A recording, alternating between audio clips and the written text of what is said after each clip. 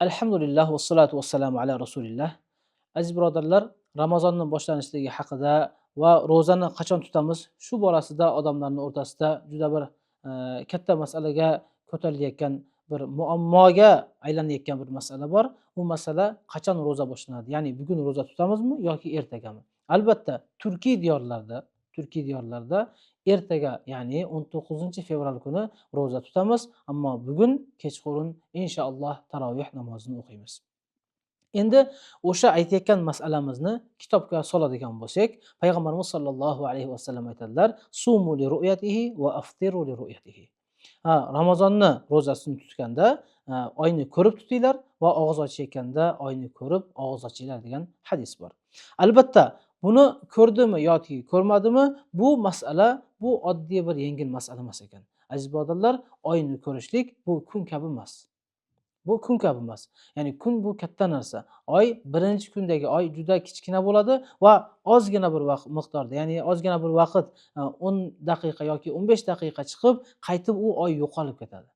Va shuningdek, yana bitta narsa, bir yerda oy ko'rinsa, ikkinchi yerda ham ko'rinishligi bu zarur narsa ham emas. Masalan, bizda kun chiqdi. Masalan, kunga soladigan bo'lsak, qiyos qiladigan bo'lsak, kun hozir bizda kun chiqayotgan bo'lsa, boshqa bir mamlakatlarda kechqurun-ku.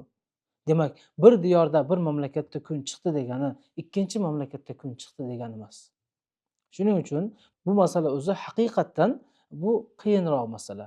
Sababi kun kichkina narsa ekan va ko'rinishi qiyin ekan va undan ham muhimroq bir masala shuki, bu muammo, ya'ni ro'zani ba'zi bir diyorlarda, ba'zi bir mamlakatlarda erta tutib, ba'zi bir mamlakatlarda kech tutishlik bu bizni davrimizda emas, sahobalarning davrida ham bo'lgan masala. Dalil Sahih Muslimda keladi. Payg'ambarimiz sollallohu alayhi vasallamning ikkita ulug' sahobasi, Muaviya bin Abi Sufyan, Abdulloh ibn Abbos. Abdulloh ibn Abbos Madinada, Muaviya Shomda. Shomda Muaviya radhiyallohu anhu hukm berdi, ro'za tutasizlar deb. Abdulloh ibn Abbos radhiyallohu anhu payg'ambarimizning hadisiga binoan nima deb aytdi? Yo'q, tutmaysizlar. Ya'ni ikkita Shom bilan Madina munavvarani o'rtasi juda yaqin. Lekin Shom bilan Madinani o'rtasida bir kun farq qilyapti. Demak, biz bilan boshqa mamlakatdagi odamlarning ro'zasini o'rtasida farq bo'lsa, bu narsa sizni muammoga solmasin. Va qo'shimcha shuki, aziz birodarlar, biz ro'za tutamiz. Albatta Qur'on hadisga muvofiq va shuningdek olimlarimizning fatvosiga ham qaraylik. Albatta ular Allohdan qo'rqgan insonlar.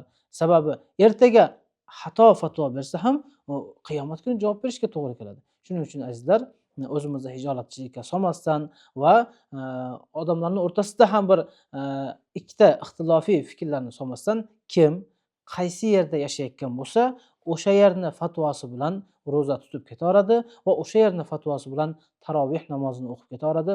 Alloh taolo barchalarimizni sirotul mustaqimda sobit qadam qilsin va Alloh subhanahu va taolo yomon fikrlardan, yomon so'zlardan barchalarimizni saqlagan bo'lsin. Assalomu alaykum va rahmatullohi va barakatuh.